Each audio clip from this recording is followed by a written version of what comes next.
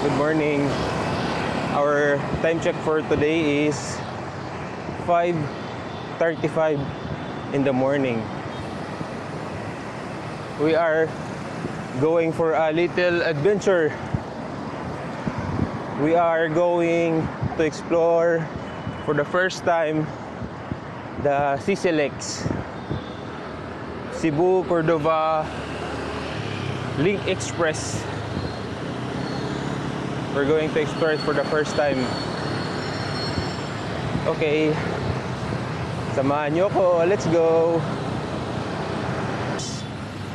We are now about to turn right. As soon as we arrive at Mambaling Pardo, we will turn left right away. Then we will reach SM City Cebu Seaside. Tapos yun na yun, El Corso and going to CCLX. I hope na hindi tayo maligaw, no? Chinek ko lang sa Google and so far okay naman. Anyway, let's go. As you can see from afar, SM Seaside Cebu. Straight ahead. Hindi ako masyadong familiar sa dinadaanan ko ngayon kasi yung mostly pag dumadaan kami dito nakasasakyan, yung rene-recommend ng Google Map ay sa tunnel, which is bike is not allowed. SM Seaside Cebu. Straight ahead ay SRP, tapos we will take the U-turn slot going to El Corso, then diretso lang. May konting bypass sila, may konting parang trail lang, tapos dun ka dadaan papunta ng CCLX. Hoping na hindi tayo maligaw first time. Anyway, let's go.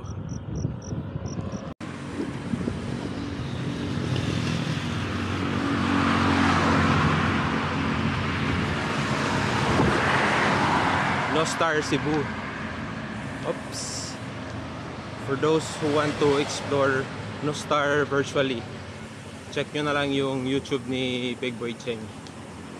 Anyway, nasa bike lane na po tayo, going to the U-turn slot, tapos bound for El Corso na.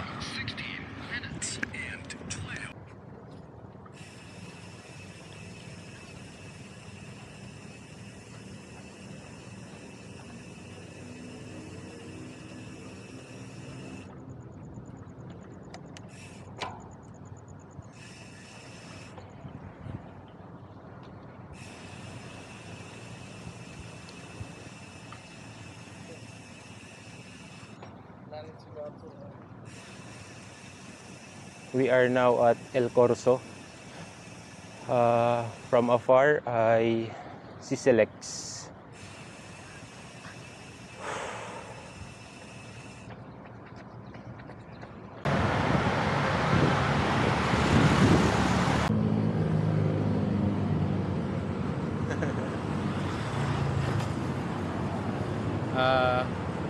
Dito na po tayo guys sa slot papunta ng CCLX. Doon po yung CCLX. And ito po yung U-turn slot. So magle-left turn ay magra-right turn lang po tayo, or right side. Ito na po yung daan papunta sa CCLX. Anyway, proceed na po tayo. Our time check for today is 6:20.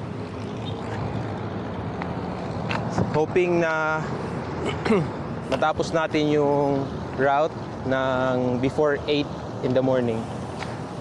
Anyway, let's go. Yung U-turn slot. By the way guys, share ko lang. Based sa research ko ay open po sila from 5 in the morning up to 3 p.m. And bawal po yung naka-sleeveless. Dapat nakasapatos po and naka-helmet. Ito po yung CCLX. Approximately 8.9 kilometers. And by the way, most important, magdala po kayo ng tubig kasi wala pong tindahan. And one way in, one way out po tayo. One way in, one way out. So once you are inside, ay dapat tapusin mo po yung entire route. Then U-turn ka na lang doon sa mismong Cordoba, sa end ng CCLX. Okay, let's go.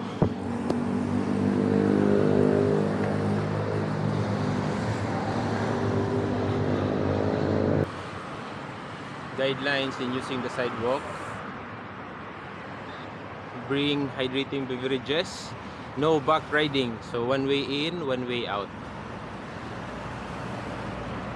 Okay,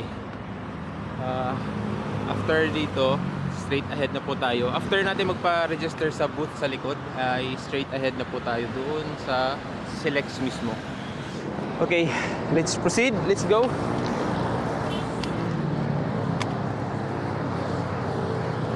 Excited.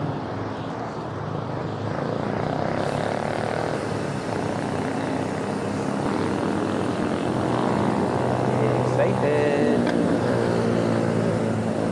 Biker. Biker, biker, biker. Morning. Biker, morning.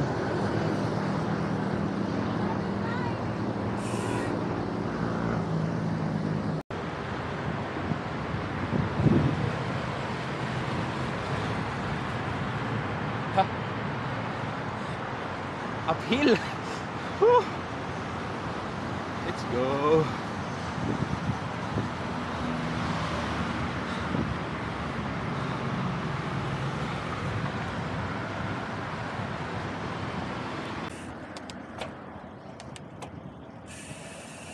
Okay, we are about to descend.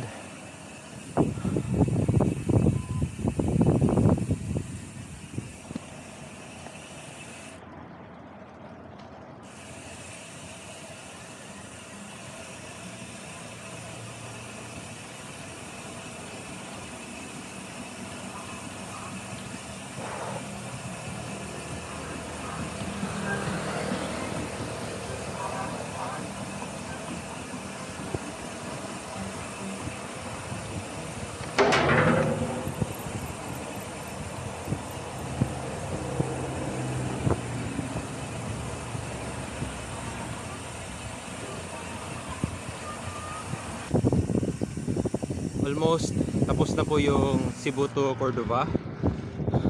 Our next ay dun po tayo dadaan sa other side after ng toll ng Cebu Cordova route. Bye. And pansin ko lang yung daan nila ay bricks, parang mga bricks.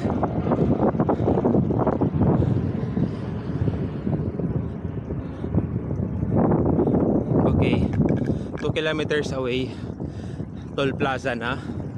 So mag-U-turn na po tayo doon and going back to Cebu, Cordova, Cebu naman po. 2 kilometers ahead. Okay, let's go.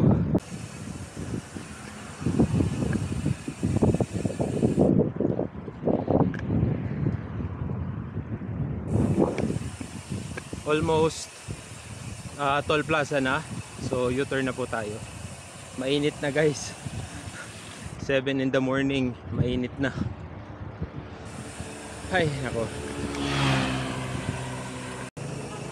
Okay, I think ito na po yung end. So tanong na po natin kung saan po tayo dadaan.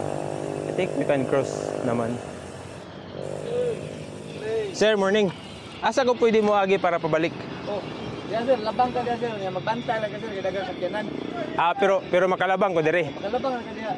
Ato, si may guard dito sir, mamang guard. Ato ka dito. Okay, okay. Okay, thank you sir ha, thank you. Okay. Cross na po tayo dito. Okay.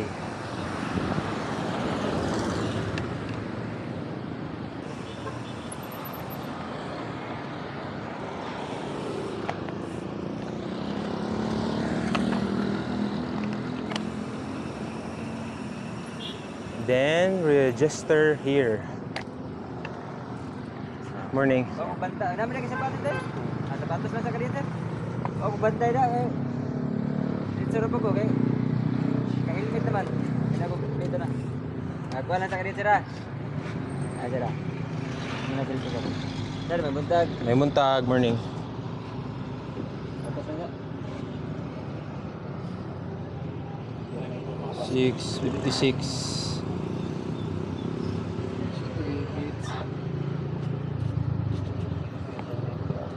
Biker.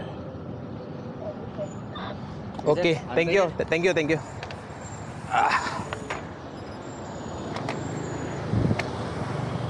Okay. We're going back to Cebu City from Cordoba.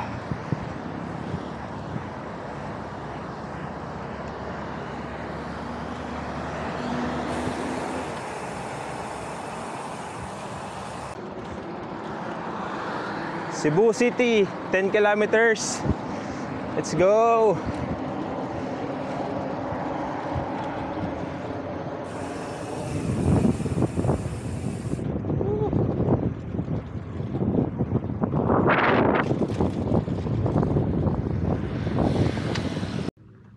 Alright guys, quick water break lang po tayo. As you can see, yan na po yung Cebu bound for Cordoba, bound for Cebu. Tapos po niyan ay Cebu City na po. So quick water break lang po tayo. And at the same time, share ko lang yung thoughts ko regarding CCLX route. For the entire route ay 18 kilometers plus. Balikan na po yun. And for the safety and security, so far maganda naman po. Maganda yung daan. As you can see, bricks and may some parts ng asphalt. Tapos safe po siya kasi may fence po for the entire route. Safe po kayo sa fast moving vehicles. And plus na po yung mga security staffs nila. Mababait po sila. Anyway, yun lang. By the way, every 500 meters ay may emergency telephone po, just in case. Okay? So, for me, maganda po yung mga beginners. Beginner friendly po yung route. Yung uphill po ay, yan lang po yung uphill. And so far ay tolerable naman. Anyway, yun lang guys. Thank you and ride safe. Bye-bye.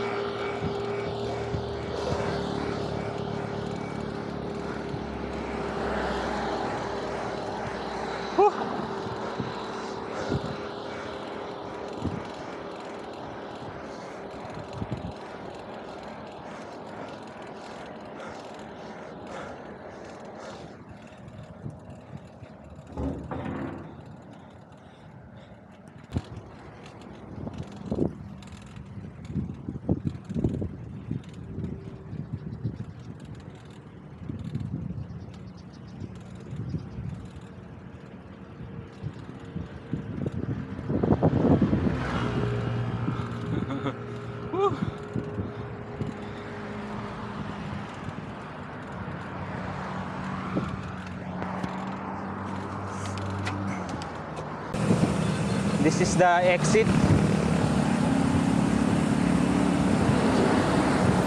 Alright guys, this is the exit from Cordoba to Cebu.